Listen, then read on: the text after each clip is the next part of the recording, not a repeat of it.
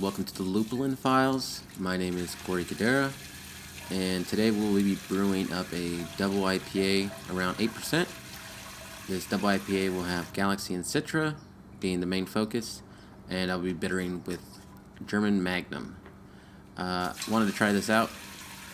I'm using Imperial Yeast's dry hop yeast.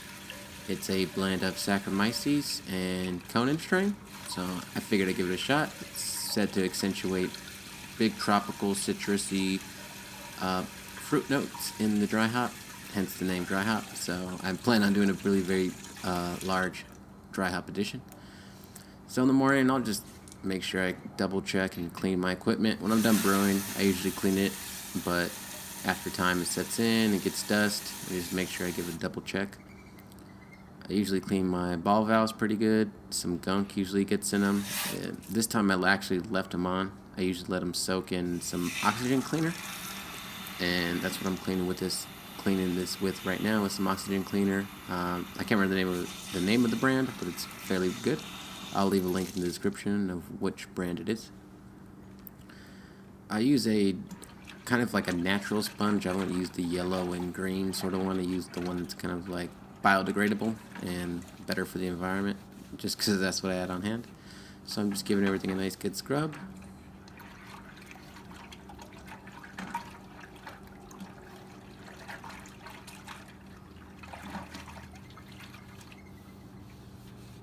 The night before, I will weigh out all my salt and mineral additions for my strike and sparge water. And this is a can of the Imperial dry hop yeast. I actually got 2 cans of this. One I'll be making with the yeast starter, and one I'll just be pitching straight from the can. This is my bittering hop Magnum. That's 60 minutes. And here's a half pound of fresh Galaxy I got this year's crop, or last year's crop. These hops are very fresh, came very quick, and I have some Citra hops that are going to just go on the dry hop, not on the hot side. So the night before, I prepared a yeast starter. This is a 1 liter. I'll be yeast startering with 1 can of the Imperial yeast, and the other can I'll be pitching straight from it.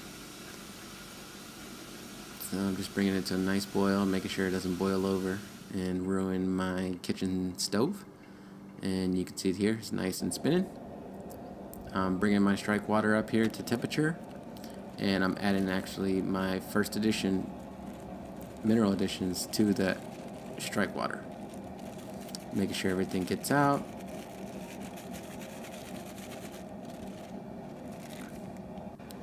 This is my lactic acid addition to adjust my pH. I don't have a pH meter, so I just use Martin Brumgard's water spreadsheet, and it usually gets me pretty close. This is a brew bag that I use for my mash tun. I started getting a lot of stuck sparges early on. I'm not sure why, but ever since I got this bag, it's made everything a lot easier. So I'm just doughing in right now, making sure I don't get any dough balls and everything's kind of broken up. Usually when I heat up my strike water, I will go 7 to 10 degrees above, just depending on the weather. I like to do this because I usually warm up my mash tun prior to use, so I'll add the water, cover the lid, and let it sit for around 3 to 5 minutes. Let it get warmed up, and then I open it. I check the temperature, and I wait for my strike temperature. On this one, I think it was 160 degrees Fahrenheit, and mashing at 148 for 60 minutes. I'm just giving this a good stir. The grain bill is 15 pounds and a half. I usually have my girlfriend here to help me, but she was doing homework, so I had to do it by myself. I'm just breaking up the grain, making sure there's no dough balls. Make sure everything's getting nice and spread out. As you can see, I hit 148, and once I was at 148, I closed the mash, and 45 minutes later, I start heating up my sparge water. I already added my minerals to the sparge water, so they are getting mixed in right now. And then I'm just going to open up this valve, and clean wort is just going to come out. I don't need a Vorloff or anything. The bag will actually filter out everything. It goes through the bag, which goes through my false bottom, which goes into my boil kettle. And there's no need of Vorloff. As you can see, the wort is very clear, nice and clean. Like I said, this bag saves me so much more time, and I don't get stuck sparges anymore. And if anybody has ever homebrewed and got a stuck sparge, you know how much it sucks.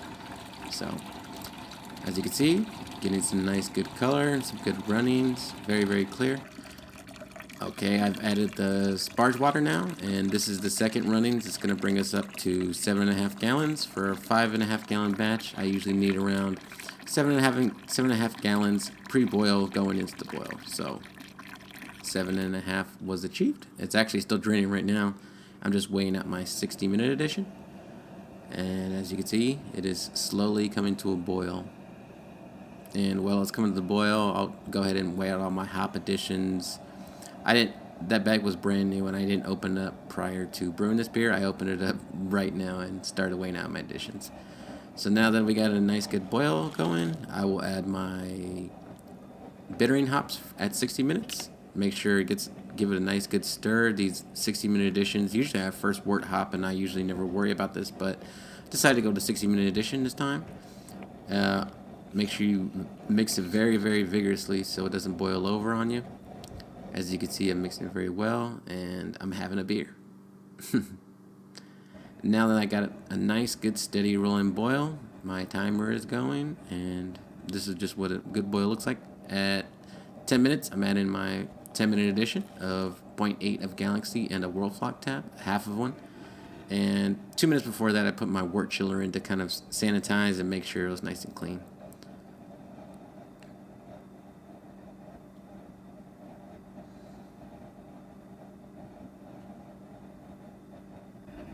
Now we are at 5 minutes, and I'm adding my 5-minute addition. And this is the last hot side hop addition. Just dumping them in, and then I mix them up after I'm filling. So I let them just kind of just go around. Man, these hops smelled fresh, by the way. So now we are at flame out. At 0 minutes, I turn my burner off, and then I crank my wort chiller on. Usually I turn it around low to medium, and I'm trying to get it down to around 180 degrees. So it's going slow. I'm going to bring it down to 180 degrees and do a 20-minute hop stand. So right now it's around 212, 220 degrees, and then in a few minutes it'll drop down pretty quick. So now I'm down to 180, and I'll keep it between 180 and 175, mixing it, making kind of like a whirlpool vortex with my wort chiller. You can see we're at 175 right here. I let the hops sit, and they kind of just do their thing in the hop stand. I usually turn my burner on kind of like a low setting and let it just stay at that in between 170 and 180. Man, these hops were nuts. Look at that. So now that it's done, my hop stand is over. I am cooling my wort. I used the excess water to clean my mash tun, the carboy I'm going into, and a bucket of sanitizer. Now we are chilling. You can see a nice clean wort. And you can see some of the hop particles floating around. Oh, that looked cool.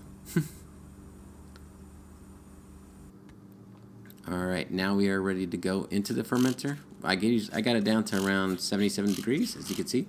And then I'm just going to put it in my keezer to really cool down to pitching temps. Just because my groundwater is cold, but it's not that cold. It's going to take it down all the way. So I'm just using a silicone tube to get it into the fermenter. And I usually put it in my top valve, the one that's sitting above the trube layer, and get clean wort first. So just going in there, not worrying about anything, just kind of letting it kind of go wild, getting it nice and oxygenated.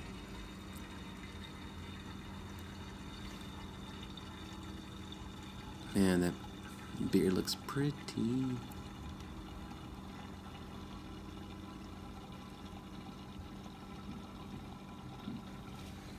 So this will be around a 10 to 11 day fermentation. As you can see, there's nice and clean wort. And I'll be dry hopping for 5 days total. So as you can see, we got everything in the carboy. And man, look at that thing move.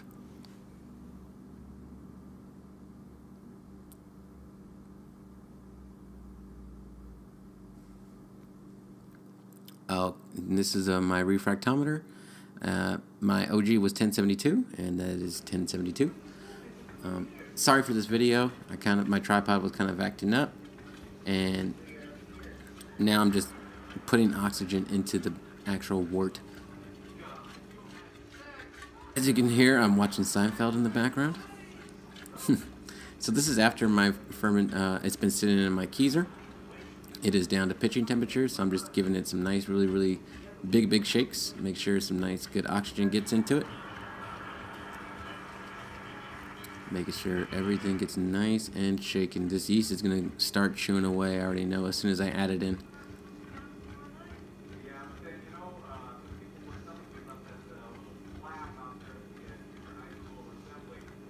Okay, and once it is good, I'm adding the first can. I usually do half the can with these imperial yeast and then kind of swirl the bottom to make sure all the stuff gets out, make sure all the yeast gets out. And then I'm just going to pitch it straight in. And there's like the slurry part of it. And after this, I am going to pinch my yeast starter, the 1 liter that I had going.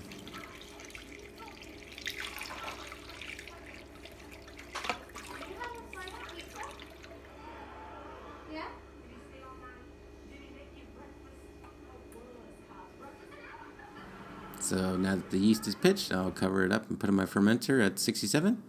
And that's around an hour later, and this is in the morning. The next day around 7 a.m. As you can see, it took off overnight, and it is eating away.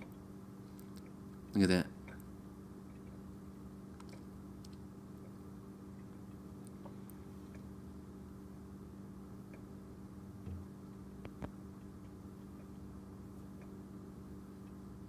As you can see, the bubbler is pretty active. It's going.